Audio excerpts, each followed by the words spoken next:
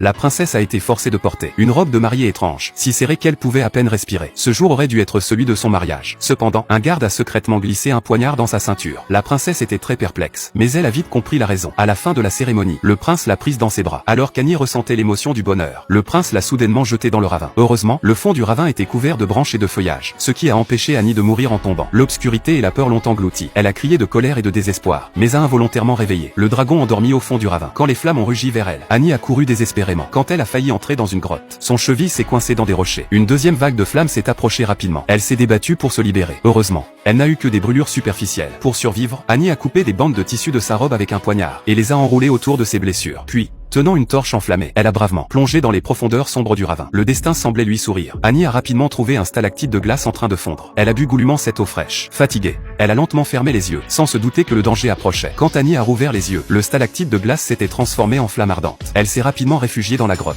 et a de nouveau échappé de justesse à l'attaque du dragon. Elle a aussi découvert un passage vers l'extérieur. Mais les parois de la grotte étaient couvertes de cristaux tranchants comme des rasoirs, semblables à des pièges mortels prêts à se déclencher. Mais la volonté de survivre l'a poussée. Annie a déchiré les pans de sa robe, et les a tressés en une corde. Puis elle a grimpé courageusement. Quand elle pensait enfin être sauvée, le rugissement du dragon a retenti depuis le fond du ravin. Dans la panique, elle a trébuché et a failli tomber dans le gouffre. Heureusement, elle a réussi à s'accrocher à un cristal avec sa couronne, et son corps s'est suspendu dans le vide. Mais les cristaux fragiles n'ont pas supporté le poids, et se sont brisés instantanément. Elle est tombée en chute libre, et le dragon a ouvert sa gueule ensanglantée, attendant que sa proie tombe. Annie n'a pas abandonné. Avec ses dernières forces, elle s'est à nouveau accrochée à la paroi rocheuse avec sa couronne. Dans cet instant désespéré, une force surhumaine est sortie de son cœur, et elle a grimpé frénétiquement vers le haut. Finalement, elle a atteint l'entrée de la grotte. Mais l'espoir s'est évanoui en un instant. À l'extérieur, il n'y avait qu'un abîme sans fin. Elle a vu des villageois passer loin en bas. Elle a agité désespérément les bras pour appeler à l'aide. Mais personne ne l'a entendu. Au contraire, cela a attiré l'attention du dragon. Les runes d'avertissement sur la paroi rocheuse et les ossements épars semblaient murmurer silencieusement que cet endroit n'offrait aucun espoir de survie. Quand Annie a fermé les yeux, attendant la mort, une voix familière a soudain déchiré les ténèbres.